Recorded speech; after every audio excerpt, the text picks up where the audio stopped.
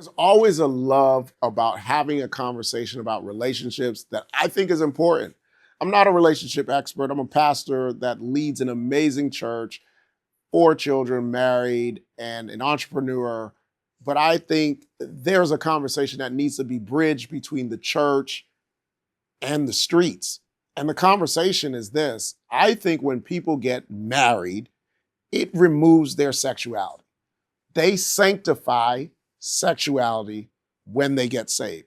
The things that they would do prior to salvation and be proud of how they would get down seems to be muted by their devotion to the divine.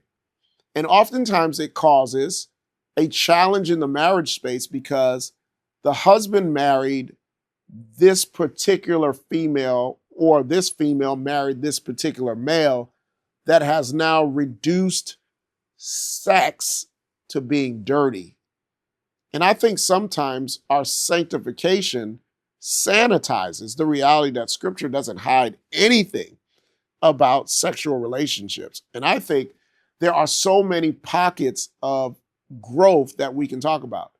There's silent expectations, and I can only speak for men. I think relationships end up dwindling when silent expectations are not communicated. And so people are falling in love with a version of you that no longer exists, but you're afraid to communicate what you used to like, you now can't stand. And most men oftentimes exit before they exit. And many people are finding out that, as from a male's perspective, many people are finding out that their spouse has left, not recognizing that he had left a long time ago, because we don't recognize that men typically end up divorcing in their mind before they divorce on paper. And the reality is that these conversations that are not being had are affecting the intentionality of the relational union. There are so many things that we can talk about. So unspoken expectations create invisible disappointments. I think this is like a game changer when you are displeased and you are not communicating your displeasure. You're creating these invisible barriers and creating a false sense of reward. So your spouse thinks that they need to continue to do what they just did because you appreciate it. All along, you stopped appreciating it a long time ago. And then we end up having these relationships that end up dying off. What you expect but never express becomes resentment when you don't explain it. What you expect but never get, I expect food to be on the table, whatever the case is. Oh, I expect this. When you don't communicate those things, it becomes resentment because the expectation was not created. And then you end up falling in love for someone that feeds your curiosity because you did not caution yourself to have the conversation that you needed. So as opposed to having conversation, you decided to go for curiosity. And that's what kills a lot of relationships and a lot of men, especially because we don't have these hard conversations. And here's the thing: silence isn't peace. This one is so important. Silence is not peace. It's postponed conflict. If you're like me and something goes wrong, you end up shutting down. You don't want to have a conversation. Oh, you probably one of them shut down ones. So you shut down, you don't have a conversation. All it is postponed conflict, because whatever you don't confront today will eventually confront you tomorrow. And we have to learn how to process communicating what we feel and getting it out, because we end up sitting with it. And the longer we sit with disappointment, the more it becomes bitterness. And now a conversation that was a level 1 becomes a level 5 because I'm bitter. And I know it's easier said than done when someone offends you to communicate where you feel and where you are, because it makes you feel like you're just not ready to have that conversation. But I think it's so important that we have these conversations, because we end up falling out of love because of our intentionality towards stewarding the flame that we've been given. We feel like it's no longer our responsibility. And I think it's so important that we do a better job recognizing that strength doesn't eliminate emotion. It just hides it better. And I think a lot of times we're just trying to be strong through our feelings because we don't want to discuss our feelings. And because you bury your feelings, it does not mean that emotions that are buried alive won't produce itself in another form in another season.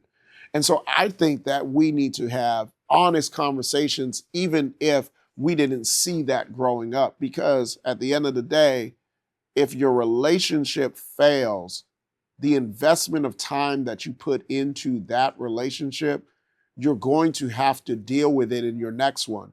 And whatever you did not conquer in your last relationship is just a seed waiting to manifest in your future relationship. One of the two distinct differences in relational conflict is appreciation versus entitlement. And that is something that we really need to concretize, because here's the thought: being needed feels different than being valued. Like a lot of times in relationships, we take an expectation and turn it into entitlement. So, for example, if I pump your gas for you as my spouse and you just feel like that's your job, that's technically not anybody's job. And they don't have to do it. And you can feel entitled to the reality that you don't have to say thank you, you don't have to acknowledge it. And whatever you devalue will be valued somewhere else. And so I think it's so important not to say that a person got to step out because you're not valuing them. But I think entitlement kills relationships, because here's the thing: appreciation affirms an effort, entitlement ignores the cost.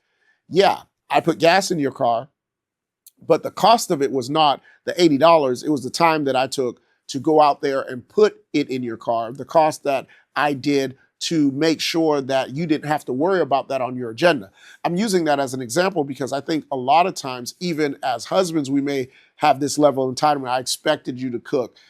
If she cooks, I expected you to clean the house. I expected you to make sure the kids are in bed, as opposed to appreciating what you do. And oftentimes when it feels like you're no longer appreciating me and I feel like I am an employee of yours as opposed to a spouse of yours, now I'm feeling like I need to find a different reward system. I am not justifying or supporting going outside. I'm telling you the realities that happen, because 50% of marriages end in divorce. And the reason why 50% of marriages end in divorce is because, especially in Christian spaces, we want to pray about what counseling should be fixing. We're going to the altar as opposed to going to a person that can alter our personality and the decisions that we make so that we can have a healthy and vibrant union. And I also think, lastly, love does not erode because of conflict. Love erodes because we feel unseen. And most relationships fall apart not because there wasn't enough love. There are people who've gotten divorced who loved each other, but they felt unseen. And the more we are so busy than being attentive, there's oftentimes a phrase that says, when the devil can't make you bad, he makes you busy. And sometimes we're so busy, we don't appreciate what's in front of us. And we're saying, water your own grass, but we're not watering the grass because we don't feel like the grass needs water. And it's only when the water is, it's only when the grass is dead that we recognize that the grass wanted the water all along, but we assumed because the grass looked green, it didn't need water. But it was the water that it was being stored in that it was borrowing from. And some of our spouses are coming home not on present love, but on borrowed love. And eventually, whatever you borrow has interest, and whatever you borrow needs to be paid back.